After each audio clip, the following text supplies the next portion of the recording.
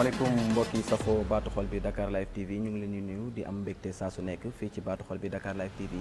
seen émission face à Paco ñëwati na ni ñu koy defee saa su nekk ñuy dalal ñi nga xam ne ay kilifa lañ waaye mën a waxtaane li nga xam ne moo nekk ci penc mi bu boobaa kenn ku nekk xam fan ngay mën a orienté woo tey nag dañoo dalal suñu papa suñu waajur waaye ku ñu ràññee ci li nga xam ne yàgg na xeex lépp loo xam ne rek ci mbon la wala ci loo xam ne day yàq jikko yi fii ci Sénégal mu taxaw temm na da koy xeex mu tudd nag Mame Makhtar Gueye dootuñ ko présenté fii ci Sénégal mu bokk ci benn kuréel bu mag a mag nekk Jamra suñu papa suñu xarit suñu kilifa Mame Makhtar ñu ngi lay ziar fii ci Dakar Live. ok ñu ngi delloo ziar du Paco la de. Paco la waaw. di am mbégte loolu ci dalal bi ngeen ma dalal ci seen ëtt bu tedd bi. macha allah. ndax boo nee Dakar Light rek Light defe naa mooy lumière. waaw kon nag di ñaan suñu borom rek mu yàgg di leen leeral seen yoon. ndax ay ndaw ngeen. waaw waaye ittiwoo ngeen loolu ko ci barma di wax toj buy bi. maanaam loo leen gis ci réew mi. loo xam ne dafa laaj ñu waxtaanee ko. faram fàcce ko. ndax ku nekk mën ci gindiku. dëgg la alors yéen seetlu nañ ne da ngeen ci ràññeeku. daf leen jaral lu ne. kon nag seen tur wi. dafa wuyoo ak seen taxawaay. Dakar Live TV. alors kon nag live quoi. live waaw direct. ah c'est pas light. waaw live. ah kon nag autant pour moi. waaye ba tey benn la rek. alors kontaan loolu nag ci dalal bi di am yaakaar ne. simili yi ñu fi nar a seq ci laaj ak tontu. waaw mu doon jataay boo xam ne ñun ñii toog ci plateau bi dinañ si jëlee njëriñ. macha allah. kazalika mboolem seen téléspectateur. macha allah macha allah macha allah yaa comme ni nga ko waxee sa biir wax rek waxtaan bi nekk loo xam ne kenn ku nekk dina si jëlee njëriñ ci loolu sax la ñuy commencé suñu waxtaan Mame Makhtar boobu ba léegi mun nañ ñi avant ñuy juddu yaa ngi dox ci di xeex ci lu def lu nekk Jamra réellement lan moo nekk objectif bi parce que gis nañ lu xew rek Jamra dina ci taxaw def si wastu ak muy suuf wala muy mbiru góor jigéen leneen ak leneen lan moo nekk réellement objectif bu Jamra. waaw xam nga ni mu amee ci citoyen bu ne. nga am loo xam ne moom nga jël mu nekk sa tableau de bord sa référence. par exemple les marxistes. c'est le capital de Karl Marx mooy seen référence. les maoïstes. le livre vert de Mao Tse-tung mooy seen référence. ñeneen leneen. ñun nag dañu yar. te yàlla lu ñu nattoo ñu judd dans une famille religieuse. mooy kër gi sës rëkk ci Zawiya Seydi Hadji Malick Sy. man ak Abdou Latif Gueye dem si yàlla si maître Mame Adama Gueye nous avons grandi. dans cette grande concession familiale. dans une atmosphère religieuse. alors ba tax na pour tontu laaj bi nga laaj. Jamra ba ñu koy sos ñun ñëpp ay tuut tànk lañ. Latif a ngi nekkoon lycée Vanvo ñu di ko wax tey lycée Lamine Gueye. man ma nekkoon lycée de la Fosse. maître Adama Gueye itam nekkoon lycée Vanvo. alors jamono boobu nag mu tombé que narcotrafiquants yi dañoo tàmbale woon di dugg en masse ci daara yu diggu doomu yi ak daara yu kaw yi. drogue bi di def des ravages terribles.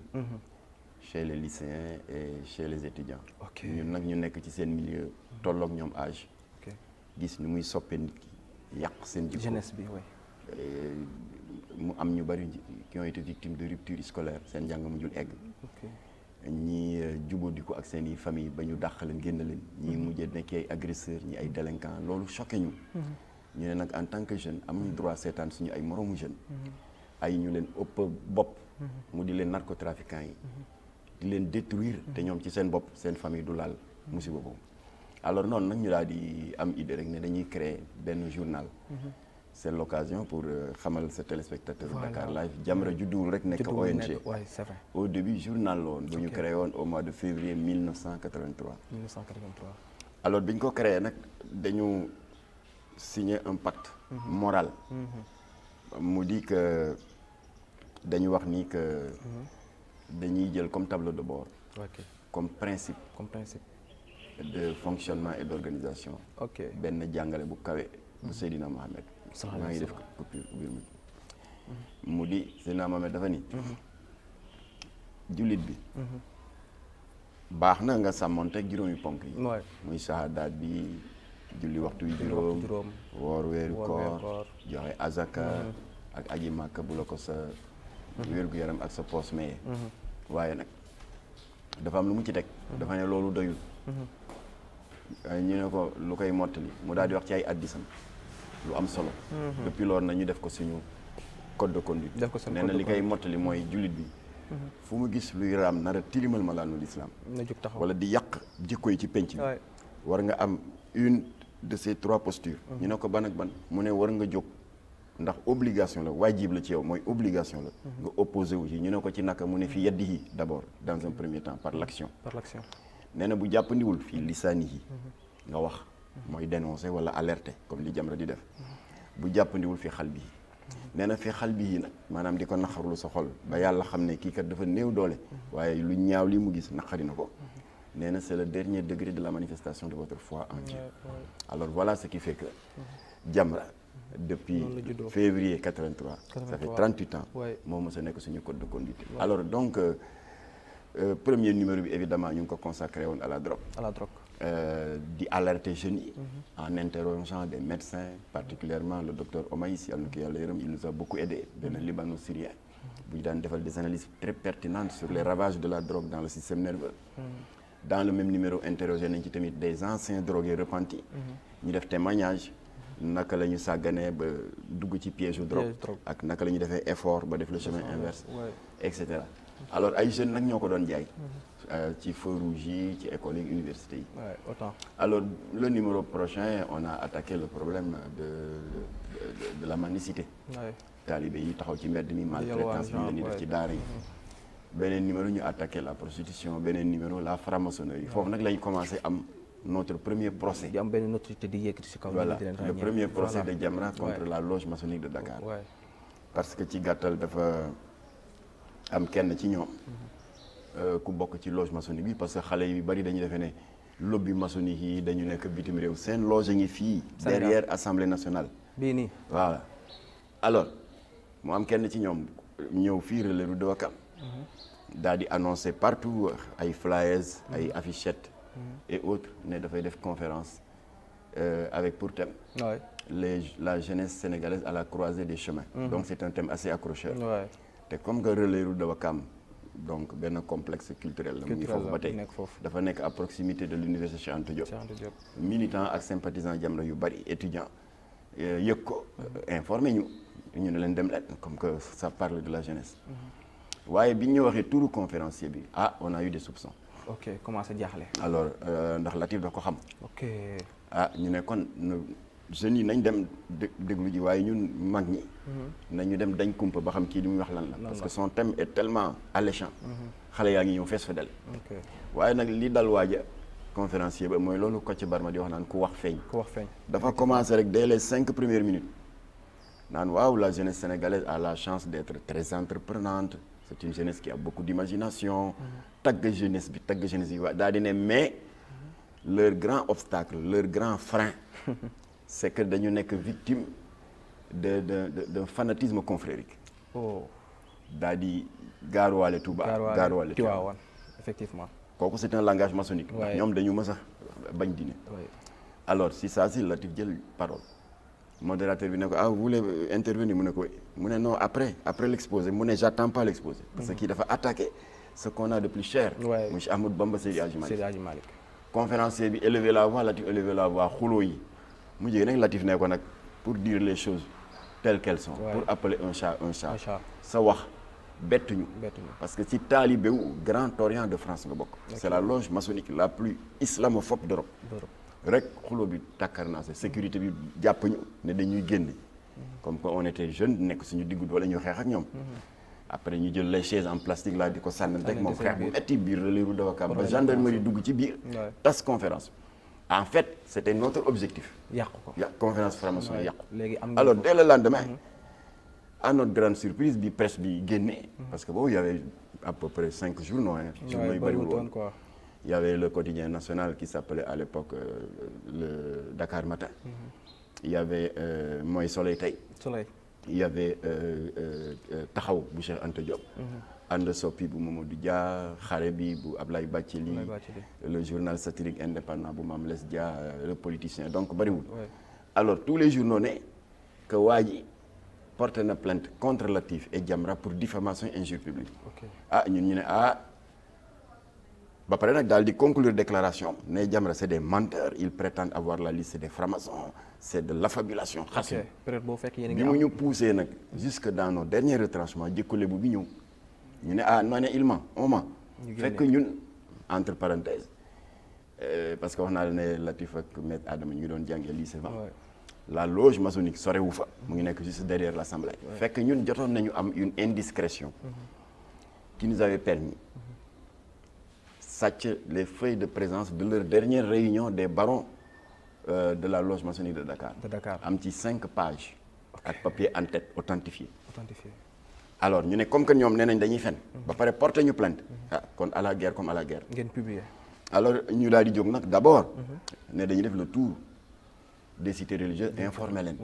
pour qu'ils aient la bonne information. balaa ñooñu di leen intoxiquer. ne ñun ñoo leen tooñ.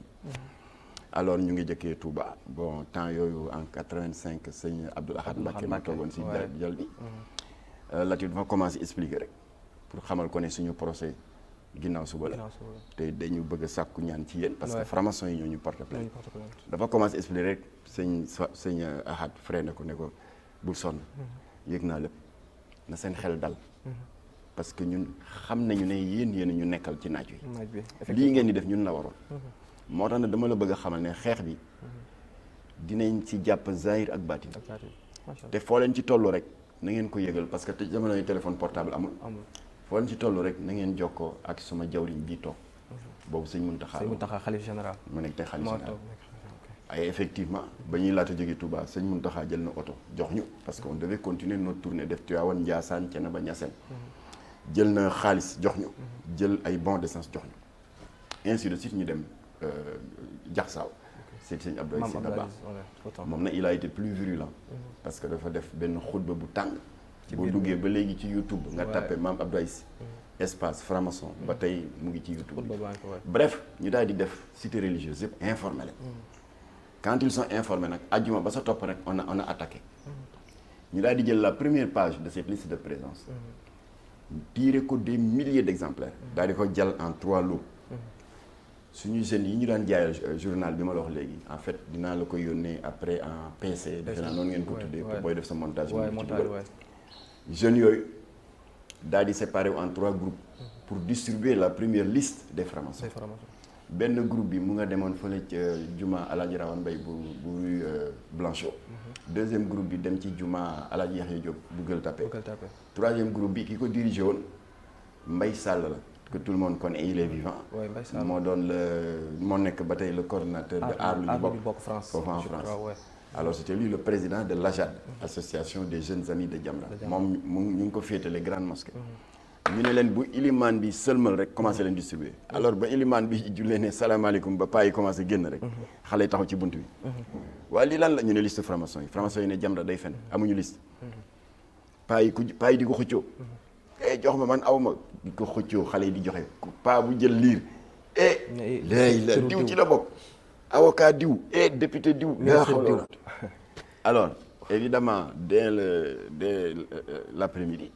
fin d'après-midi suñu bàyyi Abbas fële ci Sicap Fano comme que téléphone portable am woon les moyens de communication n'étaient pas bien développés il est submergé sur son téléphone fixe ba noppi tamit il y a eu des visites alors mais dans la discrétion am na ci benn bu ñu reelu parce que góor gi moo ñu ko nettali ne dafa am benn kilifa gu ñëw bokkoon ci di ko yaay di ko ñaax naan waaw Alaaji sa doom yi surtout Latif xale bu yaru la ku baax la wóor na ma ne lii mu dugg nii communiste yi ko influencé ci parti Cheikh Anta Diop ñoo ko dugal ci te xam nga man kilifa la alors yu jékki ñu xaw yi nar a gax xaw yi suñu sutura quoi paa bi ne ko mais yow luy sa problème sa tour dafa nekk ci première ci liste bi mu ne noonu newu ci waaye si fin ba dañuy def à suivre maanaam kon moom mu ngi xaar bosam alors bref jour procès bi ci gàttal les Sénégalais s'étaient mobilisés massivement parce que dañuy dégg xalifa généraux yi wax daal di ñëw et je résume parce que dinañ ko détailler dans un ouvrage alors finalement président tribunal yi toog ba 9h gisuñu plaignant bi toog ba 10h ñëwul ñu bàyyi alors mu daal di commencer di interpeller le mis en cause mais bon Latif Gueye vous êtes accusé de diffamation et d'injure publique où sont vos avocats mu ne waaye ñu ngi nii maître Babacar Niang et y a maître Kabibel Diouf fi muy wax loo rek jékki rek benn tubaab dugg avocat tubaab mu ngi sol benn robe bu noir mu ngi tudd maître Danon ngandam franc-maçon la France la jógee jël avion spécial. ñëw pour xeexal gars yi. waaw dafa jógee aéroport jaarul sax hôtelam dafa jógee aéroport di jubal tribunal. temps yooyu tribunal mu nga fële ca Cap Manuel neewul bloc des Madeleines. sëgg ci nopp président tribunal bi wax a wax président bi ne ko waaw tubaab bi avocat tubaab bi fabaat saagam génn dem alors président bi nag jël parole ne waaw ki doon wax léegi c'est l'avocat de la partie plaignante nee na daal il était venu nous informer que le plaignant pour des raisons de souci de trouble à l'ordre public et pour convenance personnelle il a décidé de retirer sa plainte rek tribunal bi toj gars yi takbir allahu akbar gars yi takbir président tribunal ne fii du màggalu Touba wala gàmmu Tivaouane si ça continue je fais évacuer la salle gars yi ne ko boo nga évacuer l'islam am na ndam ba noppi on a gagné les francs-maçons par forfait parce qu'ils ont même pas combattu alors bref ça a été notre plus grande victoire gagné nañu francs-maçons yi génne nañu une première liste dencakat yi parce que booy dem guerre doo tirer sa bal yëpp dafa am yooyu denc alors par la suite nag sur conseil de Sidi Lamine Niass yàlla na ko yàlla yërëm moom moo ne Latif xeexu Jamra xajatul ci journal je pense que da ngeen war a créer ONG donc j'avais fait ce témoignage devant son fils l'actuel patron de Walfadjri Cheikh Niass il était ému aux larmes mu ne loolu de mosuma ko xam ma ne ko waaw c'est ton père qui nous a donné l'idée de créer l'ONG Jamra alors ONG nag daal di am statut ONG après nous avons diversifié nos actions ba à titre d'exemple loolu nga xam ne ñun ñu ngi ko doon xeex pendant 10 ans 15 ans te jëlul résultat maanaam dañ daan demander l'augmentation des sanctions pénales contre les trafiquants de drogue on avait carrément demandé la criminalisation waaye nag tout le temps les décideurs oui on va voir alors ñu daal di réfléchir nag def taxaw seetlu daal ne mais tiens xeex bi ñuy xeex en tant que société civile am na foo xam ne vraiment fa la yem on a le dos au mur kon nag bu ñu ko bëggee mottali il faut mu am un prolongement politique moo tax nag Latif créé woon sur les flancs de Jamra une branche politique qui s'appelle le RDS Rassemblement démocratique sénégalais c'est ce qui nous a permis en 2007 ñu def alliance avec la coalition Sopi dugg Assemblée nationale am fa benn siège te loolu ñu doon xeex pendant 15 ans jurul njëriñ def nañ ay flyers ay conférences dans les quartiers populaires pour qu'on augmente les sanctions pénales contre les narcotrafiquants. Parce que faaw nga dugg ci politique bi pour mën a xeex. alors ba ñu duggee ci politique bi en 6 mois on l'a réglé. parce que Latif nga ko dugg juin 2007. novembre 2007 rek il a réussi à faire un travail souterrain. convaincre tous les députés. ba ñu accepter de voter sa proposition de loi. qui est la loi 2007-31. du 30 novembre 2007 qui criminalise désormais le délit de trafic de drogue. Alors am nañ nag d'autres victoires au plan international. Par exemple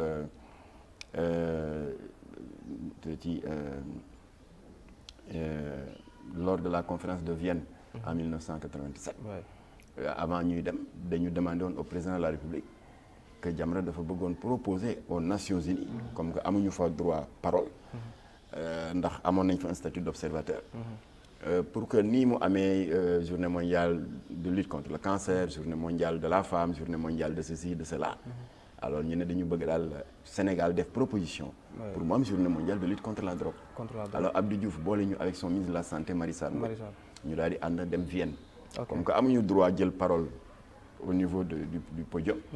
moom moo porté woon ce plaidoyer combat bi alors finalement Xavier Pérez de Cuéllar qui était à l'époque le secrétaire général des Nations Unies daal ne lii Sénégal proposé de jotoon nañu une proposition similaire venant du Canada kon nañu boole ñaari alors bañ ko boole ñu voté ko kii bi assemblée générale bi voté ko résolution numéro 42-122 du 7 décembre 1987 qui institue désormais au plan international chaque 26 juin comme journée mondiale de lutte contre la drogue. Alors donc ñu ngi koy célébrer dans le monde entier waaye en toute modestie loxo Sénégal ngi ci biir à travers proposition parce que si yéen le alors bref loolu daal ci gàttal gudd na mais pour gars yi xam ci nit ñi mooy taxawaayu Jamra waaye nag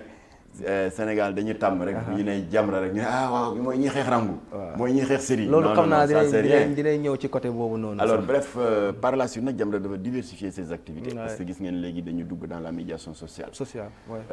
et même politique maa ci bëgg sax ñu ñëw ci loolu médiation sociale et politique Sonko Adji Sarr Abbé Jacques Seck dafa def benn duo ak Jamra dox nañ ci lu bari pour diminuer les dégâts gis ngeen ñu tamit dans le dossier du détournement des indemnisations des 93 veuves des anciens combattants de la guerre du Golfe gis ngeen ñu tamit ci licenciement de même que à Yoff aussi ci problème suuf si gis nañu suuf si voilà et cetera donc voilà Jamra xeex nañu tamit ba Jakarta état bi nangul nañu li ñu bëgg parce que Macky Sall jox na instruction ministre du commerce Aliou Sarr pour mu génne benn arrêté ministériel en date du 18 septembre 2015 interdisant sur l'étendue du territoire national toute vente de dosettes alcoolisées ndax dégâts yi mu doon def Jakarta bi ñoon jaay ci boutique yooyu bref il y a un livre qui est en préparation inchallah ñu ngi ci am yaakaar que xëy na d'ici fin décembre bi mu génn inchallah parce que li Jamra liggéey yëpp xajul fii buñ ko mënee wax parce que day baax nag nga indi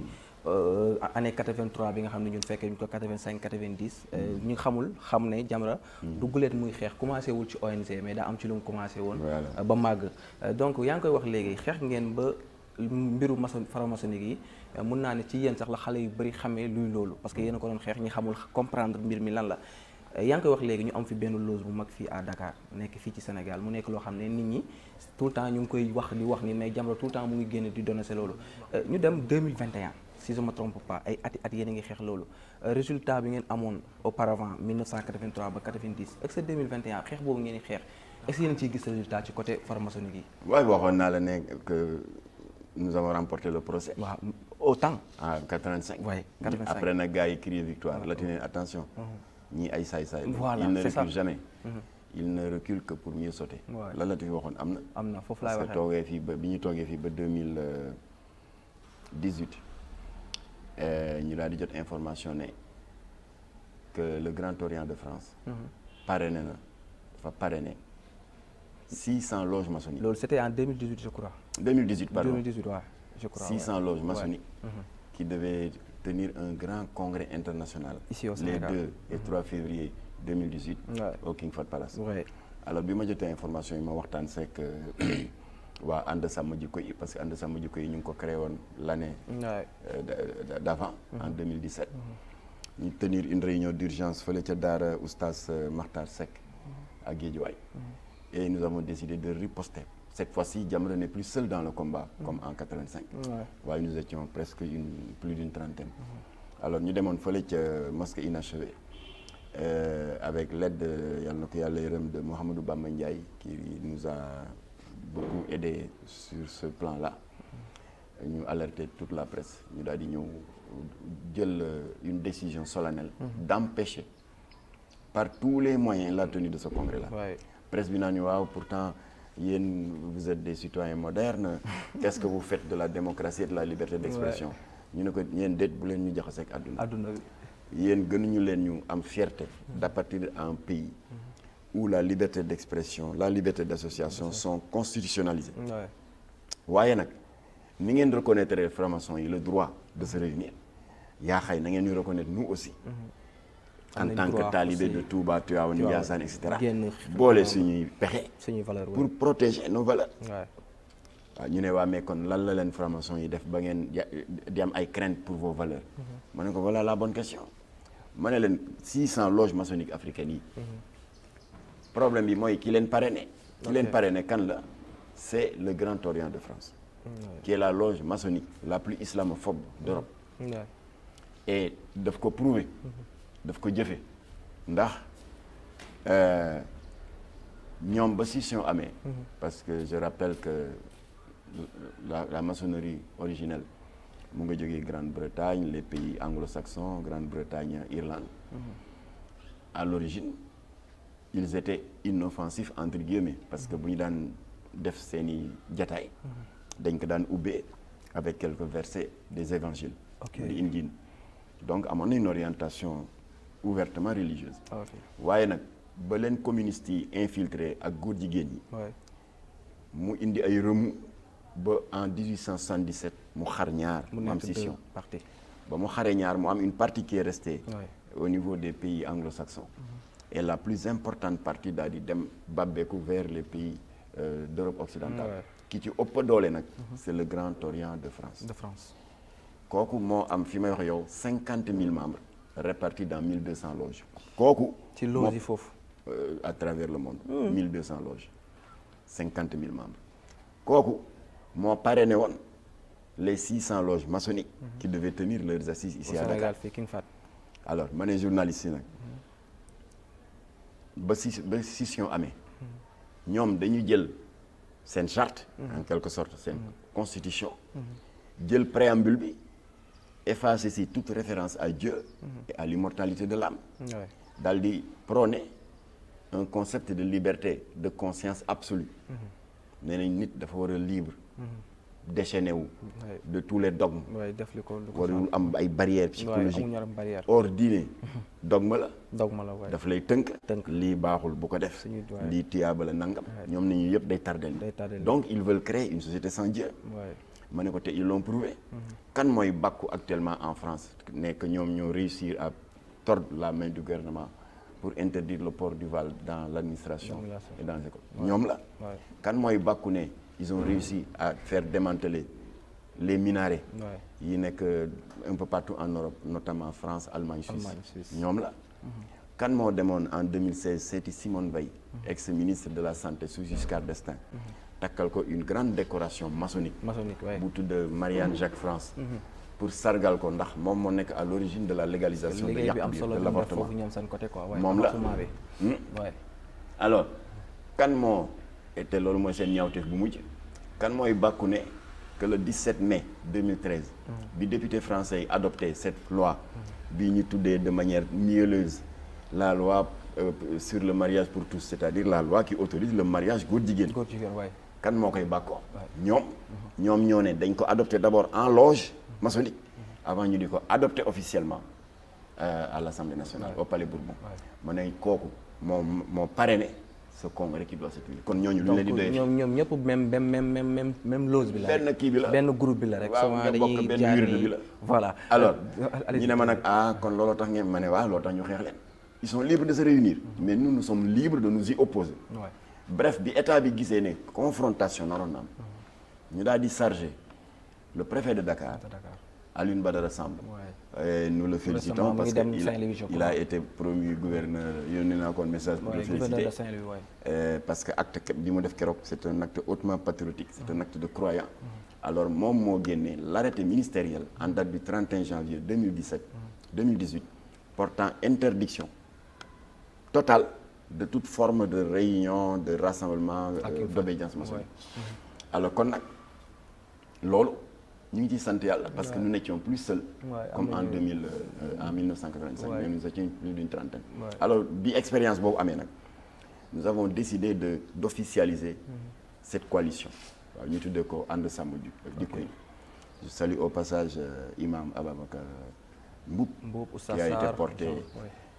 n'est-ce pas à la coordination ak tous ses collaborateurs Jamra ngi leen di sargal si seen njàmbaar ak jàlloore bi ngeen def le 23 juin le 23 mai Place de la Nation qui avait consisté à appeler tous les Sénégalais pour un rejet de l'homosexualité et une exigence de l'augmentation des sanctions pénales notamment à travers la criminalisation ci loolu sax la ñuy waxtaanee Mame Makhtar si la ñuy duggee suñu deuxième point waxtaan parce que gis nañu mbirum góor jigéen ci Sénégal commencé na fi am doole quoi qu'on dise ndax da ngay gis saa su nekk nga gis koo xam ne sax day taxawaaye taxaw góor jigéen ci waxin ba ci colin ba waaye ci jukko yi muy def yéen ngeen taxaw di xeex tout récemment Jamra dafa dóor benn plainte si kaw ay fecckat yoo xam ne dañuy feccal Wally Seck muy Ameth Thiou ak Amady Badiane yow def nga plainte waa Jamra Karim Xrum Xax def na plainte mujj gi ñu mujj leen jàpp yóbbu leen Cap Manuel d'après les informations ñu war leen àtte mardi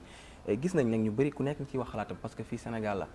am nañ sax ñu naan waaw Mame Makhtar nu mu mënee def jëf gi te mu bokk ca famille ba yàgg taxawal ma Wally di ko kaasal bi nga defee plainte bi après au retour nan la demee si Mame Makhtar problème waaw xam nga dañu nekk ci dëkk boo xam ne te junj nga ko bi ngay daaneel sa wax waay dëkku masla la dëkku tolérance c'est vrai parce que Sénégal benn famille la benn bopp la. Senghor sax le premier président de la République avait l'habitude de dire que Sénégal problème lu muy grave mën na trouver solution sous l'arbre à palabre. te muy dëgg. fii lu fi waay def ci njombe lu muy rëy lu njombe li rëy alors borom njombe tam ko dëmb yeewu ko fusillé ko rey ko dugal ko ci saako sànni géej. Sénégal xamul loolu. loo def rek dañuy seet ni ñu mën def ba récupérer la nga teguwaat ci siraatul mustaqim. alors ce principe là jamono daf ko dund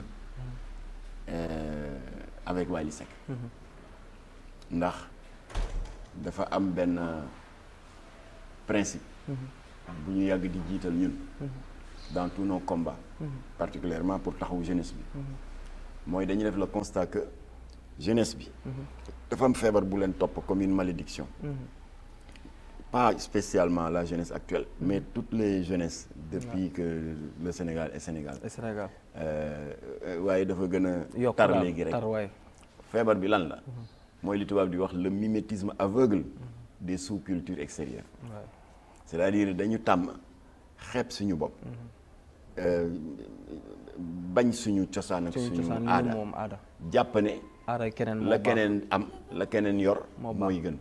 bu fekkoon sax dañuy jël la keneen yor ci li gën a taaru kenn du wax waaye dañuy seet li gën a yées ñu indi ko ci sous-culture extérieure yi jël ko alors malheureusement ça donne raison au premier président de la République du Sénégal Léopold Sédar Senghor je ne parle pas de Léopold Sédar Senghor en tant que Senghor l'homme politique non ça ne m'intéresse pas waaye l'homme de culture et de lettres l'histoire lui donne raison parce que Festival mondial des arts nègres 1966 am na baat bu mu waxoon ci cérémonie d'ouverture bi qui avait été source de polémique alors mu profité nag ci cérémonie de clôture bi pour préciser sa pensée nee na waxuma ni jeunesse bi waruñu ubbeeku par rapport aux cultures extérieures mu ne je n'ai pas dit ça su ma ko waxoon sax j'aurais été en contradiction avec moi-même en tant qu'homme de culture man Léopold Sédar Senghor parce que j'ai toujours été un partisan du brassage culturel j'ai toujours été un militant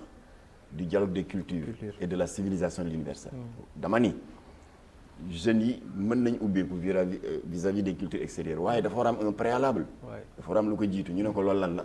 mu ne il faut qu'ils s'enracinent d'abord dans leur propre valeur de civilisation pour pouvoir ensuite s'ouvrir aux apports fécondants du monde extérieur.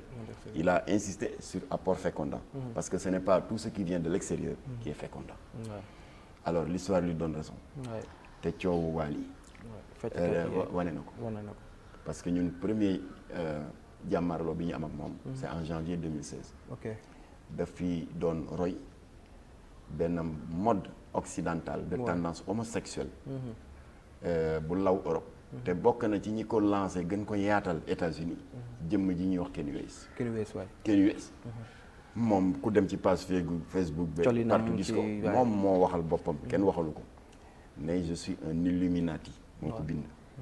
yamu ca nee na j'ai conclu un pacte avec le diable c'est vrai ñu ne mu ne leen pareeguma et effectivement clipam yi te ku dugg léegi YouTube nga jël n'importe quel clip gis ko ci dernière seconde yi am na benn bàkk buy défilé en anglais mu naan I sold my soul to the devil j'ai vendu mon âme au diable maanaam sama ruu gii man Kanye West jaay naa ko Iblis waaw kooku reyukaay kooku nag moo fi lancé sac bu bon bi Wally Seck jël ko takk ko rek affaire bi commencé di law ci dëkk bi lawul yem ci mais dafa commencé jur dégâts bari na waaye dama ci cité ñaar rek benn bi dañuy signaler ne fii ci Liberté 6 les 2 voies am na kenn ci fans yi rek te xam nga jeunes yi ces fans là on peut pas les condamner dañu xaw a am cofeel ci nit ki dañu xër waaw de sorte que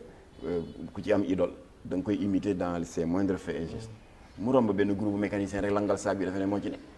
mécanicien yi wëlbati ko de jàpp leen góor jigéen la dañ ko dóor ba dañ ko mujj yóbbu sami te fekk na dóor ko ci maa ngi dégg tamit sa confrère Ahmed Aïdara si benn émission tës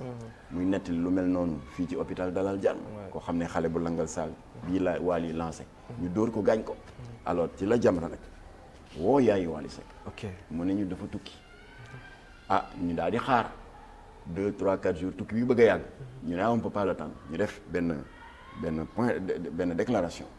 yónnee ko presse bi yëpp condamné ce sac bi mu fi bëgg a lancé te mu commencé nekk déjà source de trouble à l'ordre public nee ko nag yow kii ngay roy du ku baax daal di ko nettali yii ma la nettali alors yàlla dogal ba mu jógee voyage mu tombé parce que du ñun ñoo tax dafa tombé mu programmé woon benn concert fii ci Grand Théâtre mu jël sac bi télévision yi jël ko en gros plan mu jël ciseau daggat ko en 1000 morceaux coow sac bi jeex ku ne dellu sa itte waaye Wally toog diir bu gàtt def lu gën a garaaw sac bi mooy la à l'occasion de la victoire du Sénégal contre Ouganda ou Rwanda je ne sais pas. alors Rwanda mu def benn concert gratuit fii ci stade ci boulevard Général de Gaulle sol le t-shirt arc-en-ciel qui est le symbole de ralliement par excellence de la communauté homosexuelle mondiale. nee na moom xamu ko dañ ko ci ndax ni Sénégal amee drapeau vert jaune rouge ak étoile boobu vert ci jaune ni France amee drapeau bleu blanc rouge beneen dëkk noonu góor jigéen ñi dañu fab l'ensemble des couleurs du monde tënk ko bleu jaune rouge orange nangam ci lu ñu tuddee l'emblème arc-en-ciel nga xam ne góor jigéen ñi àdduna bi yëpp mooy seen mandarga bu ñu xamante ak di ko voilà am na ay t-shirt arc-en-ciel ay drapeau arc-en-ciel ay parasol arc-en-ciel alors cette fois-ci ma woo ko jot yaay ci mu ne moom mu ngi nelaw xam naa dafa ne woon concert démb waaye bu paree woo la diggante bi ma wax jabar ji wax ma ni t-shirt bi avant muy dem concert man maa ko génne au hasard rek ci placard bi jox ko Wally yeewu woom ma nettali ko lii ma la nettali ci musiba t-shirt bi ma ne ko yaa ngi tooñ Sénégal ndax fi mu ne boo duggee lgbtq.com lgbt site internet góor jigéen yëpp ma ne ko ñu ngi lay féliciter parce que gis nañ sa concert bi qui a été transmis en direct par la RTS à travers le monde nee nañ waaye ndax yàlla mu am artiste bu ñu may percer ñu dugg en Afrique en particulier à travers le Sénégal alors mu daal di ma waatal par tous les saints est-ce que dëgg la ci moom du dëgg ci moom su ma yoon new ci kooku digganteem ak yàlla mu daal di waat ni ba mu koy sol xamul woon ne t-shirt bi am na boobu signification daal di jël engagement ne dootu ko sol donc coow t-shirt bi ñu suuf féetee ko boor waaye ñu toog ba samedi bii passé le 12 juin Grand Théâtre njombe lu gën a rëy t-shirt gën a rëy saago Ken US am fa mooy ñaari feccakat te boo xoolee vidéo bi loo gàtt xel di nga xam ne lii du lu ñu improviser lu ñu préparer la répété ko kii jóge fële kii avancé ñuy wax seeni wax ratatatat ba egsi nga xam ne ñun bañ nekkee xale daan seetaan sabar lañu daan gis mooy bu ñu demee ba jotante jegante dafay am lu ñuy wax tëñax voilà wala ndaat saay voilà bañ nekkee xale ñun ñëpp seetaan nañ ko tëñax ndaat saay waaye léegi seen tëñax mooy ni ko Sa Ndiogou di waxe au lieu de ndaat saay Sa Ndiogou ne ndaat fóon alors là c'est un scandale c'est un peu compliqué ñun ñu ne nag xëy na muy yow Jackson wala man du Jackson Paco alors muy man wala keneen am nañu un sens critique assez aigu ba on sait à quoi s'en tenir waaye sa rakk sa doom sa jarbaat amul boobu esprit day na waa Jamra di coow rek naan ay góor waruñu laalante xoolal ñaari góor yi di nga baalal ma si loolu parce que ci biir loolu gis naa sa benn publication boo def Facebook en même temps da nga am loo signalé lu Sénégalais yu bàyyiwutoon xel mooy ci background bi logo bi aussi wax nga ci logo ban ci mooy ci Oustaz Sarr je crois aussi wax na ci DTV mooy jour concert bi Esplanade voilà gis nañ ngeen logo yu doy waar waaw ngeen signalé loolu yëpp kon nag yooyu yëpp du hasard alors donc suñu crainte mooy loolu les techniciens du marketing électronique tuddee l'influence subliminale de l'image c'est-à-dire foofu musiba boo xam ne ngor bu ko dini bu ko ñu di ko café di ko def ci ay séries perverses boo gisee ñu porté woon plainte entre parenthèses contre la série Réew leen ay acteurs góor jigéen ñoo ko di damm loxo di rosa ak di regeju ay góor alors donc image yooyu di tasaaroo dans l'espace public à travers des concerts de musique à travers des séries télévisées perverses qui font la promotion de l'adultère l'apologie de la fornication ba pare la banalisation de l'homosexualité sur fond de pornographie verbale xale yi di ko seetaan dafay mujjee travailler seen subconscient ba dañ koy démystifier dañ koy banaliser daal di xëy rek ne ndekete waa Jamra dañuy rey làmmeñ rek waaye ngóor jigéen ak góor di fóonante garaaw alors loolu waral nag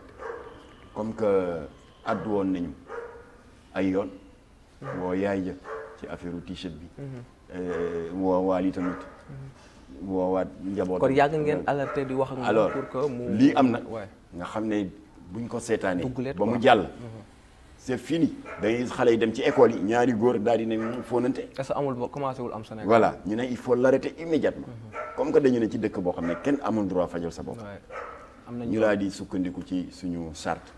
muy code pénal alors mu di que acte boobu c'est condamné par ñetti article article 318 324 ak 319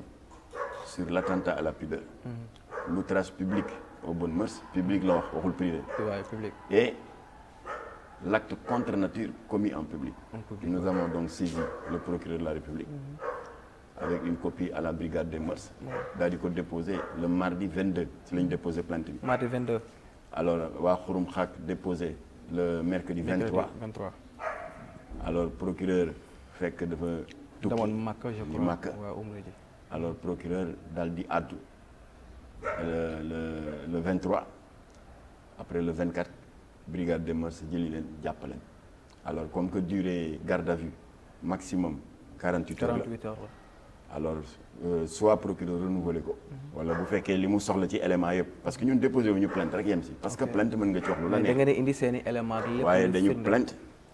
évoquer les articles concernés ba pare def ci loolu oustaz yi di wax ay dalil maanaam indi des preuves matérielles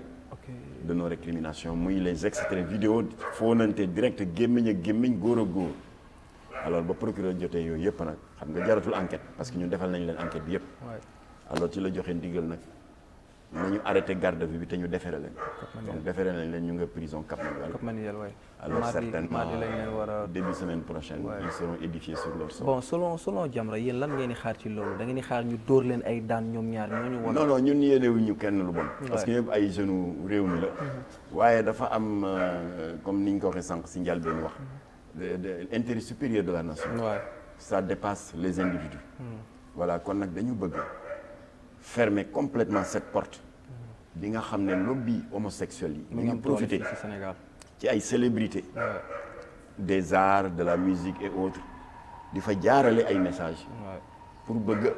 wañaar suñu loxo ni ñu wañaar la loxo Gabon parce que Gabon dafa criminalisé woon moo ñu gënoon a soxor fuuf Gabon ci xeex ngóor jigéen dañ see dellu ginnaaw ñu daal di wañaar seen loxo corrompre ay députés corrompre ay sénateurs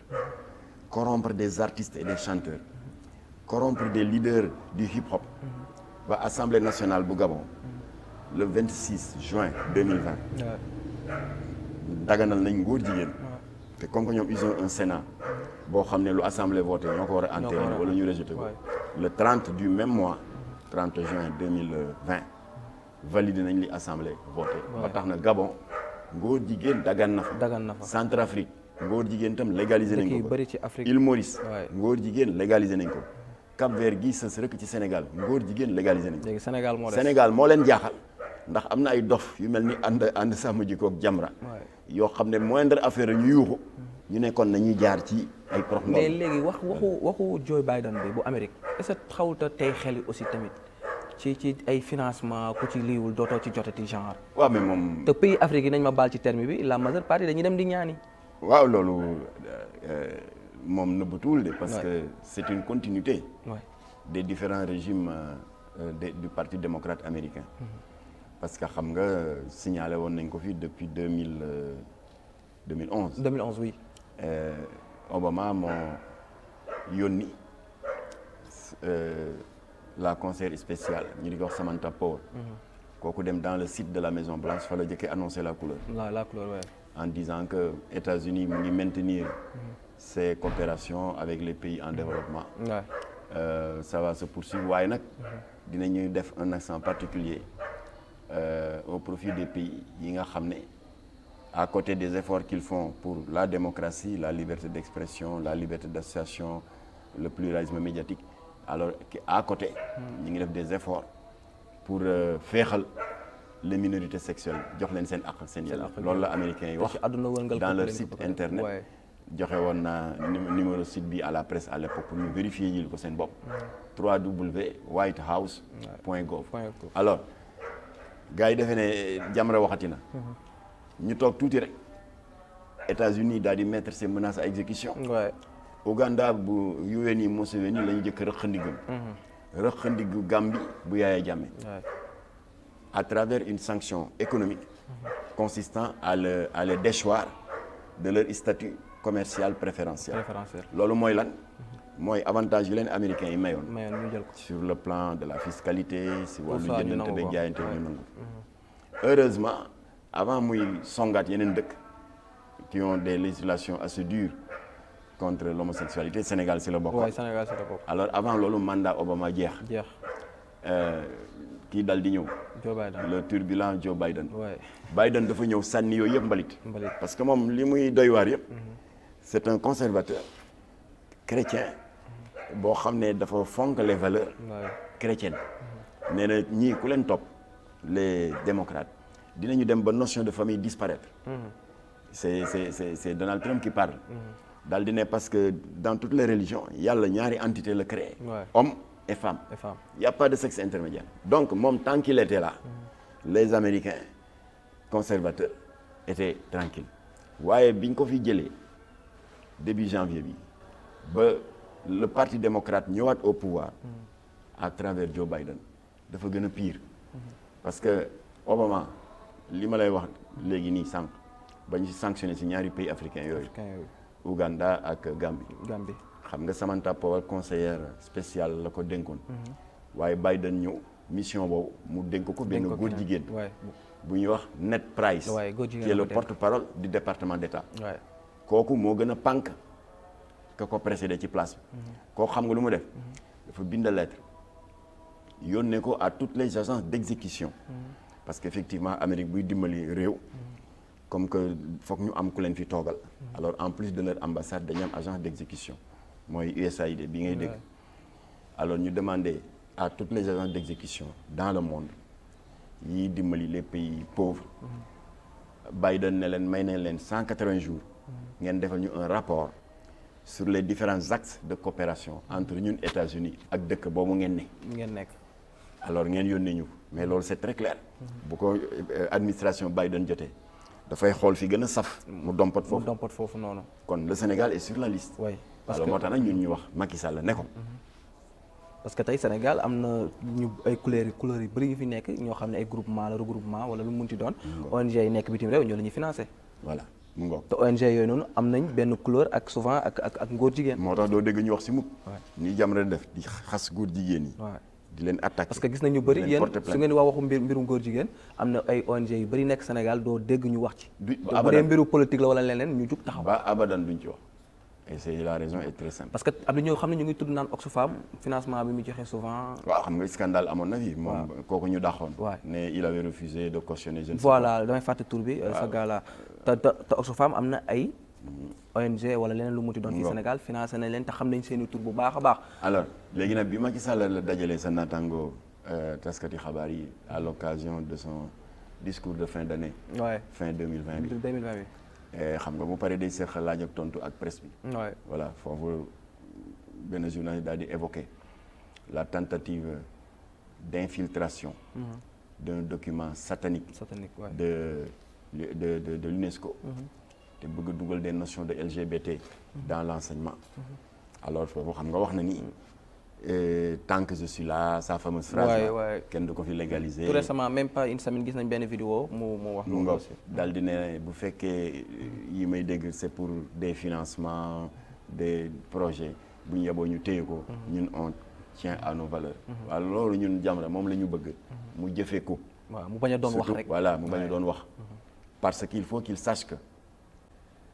te moom laay waxal parce que dégg naa dina seetaan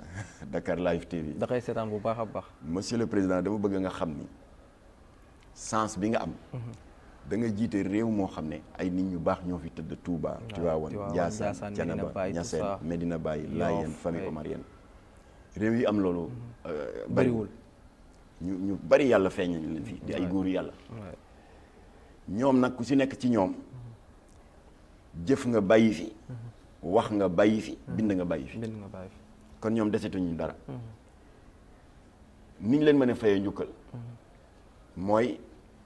ndono lu rafet li ñu fi bàyyi ñun taalibe yu ñàkk solo ñu joxante loxo sàmm ko aar ko bokk na ci liñ fi bàyyi te ñoom ñu ngi koy jukkee ci alquranul karim shariatul muhammadiya ak sunnatul nabawi baat bu tedd boobu suñu borom wax ci alquran ne walillahi xazaa'inu samawati wal ard maa ngi ñëw tekkil la ko léegi waaye dama bëgg a wax ni suñu añ suñu reer ak suñu ndékki banque mondiale yoru ko fonds monétaire international benn ONG góor jigéen yoru ko UNESCO yoru ko ONG góor jigéen yi yoruñu ko c'est vrai ki ko yor mooy li suñu borom wax ci li baat bi ma la wax léegi walillahi xazaa'inu samawati wal ard suñu borom a ko wax nee na les trésors des cieux et de la terre ci sama loxo la nekk man subhanahu wa taala mooy joxe mooy xañe waaye dafa am lu mu ci yokk de dafa ne walakinnal munafiqina la yafqahun nee na malheureusement ça les hypocrites ne peuvent pas le comprendre kon nag na nga ngoy ci loolu bàyyil financement UNESCO yi bàyyil les financements yu louche te nga gëm ne ñu baax ñi tëdd fii bu Sénégal yëpp ngoyee ci baat boobu suñu borom wax mën nañu dimbale ñoom jóge nañ fi physiquement mais seen martaba mu ngi fi dinañ ñu jàppale ba ñu mën a atteindre suñuy objectif économique objectif ci wàllu santé ci wàllu agriculture ci wàllu éducation te duñu dem di toroxal suñu bopp di sukkal état góor jigéen yi di leen ñaan wala di leen leb loolu daal laa doon dénk président à travers Dakar Live message bi jàll na te le président dina ko dégg waaye ma Makhtar man su ma sañoon na nga jox ma liste góor jigéen ñi ma yóbbu parce que maa ngi dégg sa benn émission nga ne plus de 600 et quelques boo xam ne bokk nañ ci benn groupe association nga waxaat benn association boo xam ne ay lesbiennes lañ kon Sénégal toj na de waa xam nga waxoon naa la fii que en 1985 franc-maçon yi à travers la presse dañu tiiñaloon xas ñu yoru leen tous da ngeen di coow da ngeen di show rek waaw mooy période bi ngeen génnee liste bi quoi loolu pousse ñu jusque dans nos derniers retranchements ñu daal di jël première page bi génn ko waaye nag y a eu des drames familiaux am na ay sëy yu tas am na ay soxna yu ñaan baat am na des exils volontaires deux particulièrement kenn ki faatu na bu yàggul ci liste boobu ngeen génnoon mooy masali gi quoi keneen kii mu nga Atlanta ba tey dafa mujj takk benn américaine blanche moom ci liste ba la bokkoon mu daw nga ci liste ba parce que kooku nee na ñëw Sénégal ak ku ko rey la yemale waaye ba drames sociaux yooyu amee ña ñu doon bunt xatal teg ñu par choc naan yoru leen dara génn leen liste bi ba ñu génn ko mu jur musiba yooyu ñooñu ñoo def marche arrière trahir ñu dem ci presse bi xas ñu Jamra yéen a bon tas ngeen kër sa jàmbur wàññi ngeen sutura jàmbur toroxal ngeen jàmbur voilà la trahison la plus lâche li leen daloon ngay bañ mu dalaat leen léegi nag lii ñëwaat ñu naan ñu génne leen ko ñu ne waa baax na dem leen ngeen lijjanti ji liste ngeen génneel ko seen bopp il s'y ajoute que xëy na yow bu wóor na ma ne bu ma la joxee liste bi am nga dal am dégg nga sang-froid nga xam à quoi t'en tenir mais c'est pas le cas de tout le monde c'est vrai par exemple bu ma joxee adresse précise AIDS te nekk fii ci Parcelles Assainies Diadji Diouf nekk seen président moo nekk président bi mu am le plus grand nombre de membres parce que 635 membres fii Parcelles numéro de récépissé 15 444 délivré par qui la DGAT la direction générale de l'administration du territoire du ministère de l'intérieur du Sénégal su ma la joxee adresse am xam naa ne di nga am sa information toog mais am na ñoo xam ne dañu fay dem yóbbu bidon essence taal ko rey fay nit c'est vrai ce qui risque de se passer après mooy li xewoon dans un pays africain parce que xew na Ouganda xew na Nigéria fay Mali bii même autant Gambie yaay jaame xew alors foofu dañuy jàpp benn si benn la ci ñetti dëkk yooyu ay homosexuels parce que association bu mel ni suñu bos moo doon xeex ba identifier leen génne liste bi gars yi naan ko génne ko mu génn ñu daal di jàpp une dizaine d'homosexuels ligoté leen daal di leen subirloo ce qu'on appelle le supplice du collier jël ay pneu yu màgget di la ko solal ba mu egg ba ci baat bi ñu sotti essence taal ko une mort atroce léegi ONG ba joxe loolu ils se sont tous retrouvés en prison ñi leen doon xabtal naan génne leen ko ils ont tous pris la fuite defuñu sax sitting wala marche wala revendication naan il faut les libérer parce que defal nañu loo xam ne dañu doon défendre suñu valeur ils ont tous disparu. léegi daal alors kon nag moo tax ma jël benn échantillon génne ko ci presse bi mosal leen daal ne leen voilà lii preuve la bu wane ni dem leen ngeen uddi seen information on a ça preuve la jox naa leen bi ma la wax sànq AIDS jox naa leen deuxième par ordre de grandeur de nombre de militants prudence bu Jamil Bangoura alors moom tamit état bi moo ko jox récépissé numéro 15 numéro 12 moom ban état moo ko jox état bi wala bon datu délivrance récépissé yi ça se répartit entre les deux états sur les 16 am na 9 nguuru Ablaye Wade ba ma bokkoon ñoo leen ko jox te xeex naa ko maag Imam Mbaye Niang ak Aliou Sall nguur gi yokk ci 7 bu fekki seen 9 yi du 16 lay doon alors par conséquent waaye ëpp na ko parce que ils sont une trentaine bon li ci des yi gën a fës daal la ñuy voilà 14 yi des ñu ngi leen di authentifier waaye yi ñu authentifier 16 la ba jox naa ci échantillon Aly Ngouille Ndiaye ministre de l'intérieur kon la ma ko jox c'est pas du vent xam nga mu ngi may dégg dama ko jox lu dëgër mu gis ko ah bon pourtant du man maa leen koy délivrer ma ne ko waxuma ne yaa leen ko délivrer man daal dama kaa waaye fii nga toog te mu tudd ministère de l'intérieur ñoo joxe 9 récépissés góor jigéen ak lesbienne ci nguuru Ablaye Wade joxe 7 récépissés góor jigéen ci nguur gi ça fait 16 alors yàlla dogal na nag 2 ou 3 semaines après sama jàkkaarloog Aly Ngouille Ndiaye c'était pour lui apporter les preuves que état moo jox récépissé yi góor jigéen yi récépissé c'était le 13 novembre 2019 alors quelques semaines après ñu daal di dégg une nouvelle assez rassurante mu di le directeur des libertés publiques bu ministère de l'intérieur ñu di ko wax Ahmed Fadel Kane moo def déclaration ci presse bi ne ginnaaw bi ministre bi recevoir Jamra date sangam jot nañu digal ñun ministre de l'intérieur pour ñu ubbi ab l'enquête pour xam kan moo joxe récépissé yi lu tax ñu jox leen ko ak dans quelles conditions lañ leen ko joxe. macha allah voilà kon foofu lañ ci kon xeex bi am na solo te tamit wax ji buñ fi toogee du jeex.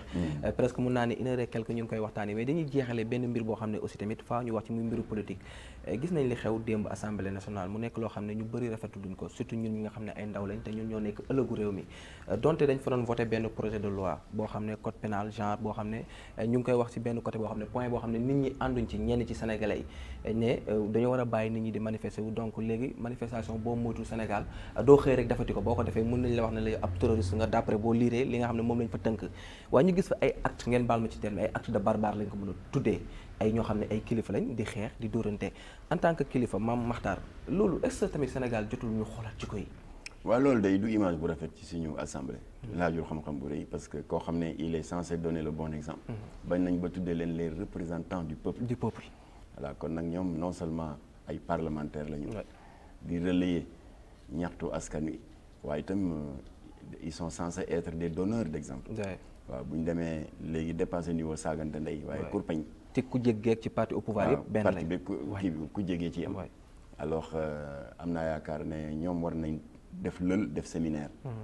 seetaat seen bopp voilà parce que lii mën na dem ba indi benn défiance bu grave des Sénégalais vis-à-vis de l'institution parlementaire surtout ndaw ñi sax voilà loolu daal ñu ngi koy naqar waaye loolu yëpp li ko waral photo état la état parce aussi que bett ay nit pour ñu def benn procédure d'urgence woote loo xam ne kenn xamul fu mu jógee dégg nga xel yëpp ci am jaaxle alors ndéem ñoom ñoo jaaxle les parlementaires bay saagante ndey di xeex mas ñun le Sénégalais lambda parce que jusqu'à présent la majeure partie des Sénégalais xamuñu sax li ñu voté la xamuñu ko alors ce qui m'étonne un peu parce que bi mu amee les 16 points de réforme du projet de réforme constitutionnelle bu 2016 état bi defoon lu rafet nous on l'avait salué à l'époque mooy tëbul rek yóbbu ko assemblée ne voté leen ko mënoon na ko def parce qu'il a sa majorité mécanique waaye dafa ubbi waxtaan ñu di ko débattre ci télé yi il y avait des plateaux un peu partout télé nationale télé privée yi ba pare état daal di def mieux dafa jël 16 points yi ne ko fàng ci internet ku ne di ko lire xam contenu bi ñu nekk conseil constitutionnel par exemple dootul 5 membres dañ koy yokk def ko 7 pour que le président de la République am droit quota bu mu ci tànn moom n'est-ce pas magistrat yi am droit te loolu dañ ko waxtaanee woon ñëpp waxtaanee ci ko penc mi waay ñu ne tamit femmes yi war nañ am de nouveaux droits sur le foncier. ñu am droit à la propriété foncière. Donc dañ ko éclater ba mbir mi dafa leer ci xelu ñëpp. ba le jour du vote référendum bi du 20 mars 2016 les Sénégalais l'ont voté à près de 63%. Alors lii nag ils ont fait safaan wala ñu def. dañu jëkk betti ñëpp mais dañuy def un projet de réforme du code. procédure d'urgence. ñu ne waa li ngeen di procédure d'urgence lan la ñu ne xamuñu texte bi ñëw na. taf yëngal. alors député yi jaaxle bay xeex di saagante ndey. mas ñun baadoolo yi nga xam ne on n'avait pas eu accès à ces documents là. waaye ba ko nit ñi fexe ba jot ko. effectivement on comprend pourquoi ñu def procédure d'urgence. Il suffit de citer l'article 279 alinéa 1 bu wax ni que considéré nañ comme acte terroriste toute action tendant à contraindre un gouvernement, le gouvernement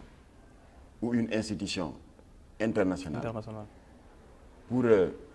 l'obliger à accomplir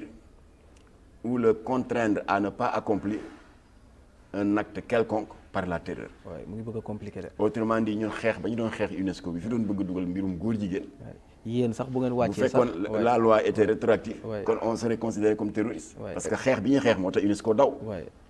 Et je salue au passage mon ami Dame Mbodj qui a fait un bouquin dans toutes les radios. Dame Mbodj ndax séminaire complot ba amoon Saly. ba waa G7 ñëwee. il est vrai que def nañu preuve de patriotisme ndax rejeté nañ ko. waaye information bi jàllul. mais Dame Mbodj moo rajaxe plateau yëpp. ba nit ñi xam.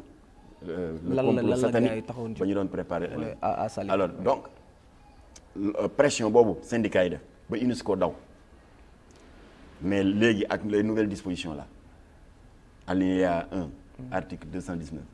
279 nee nañ ku defati pression ci institution internationale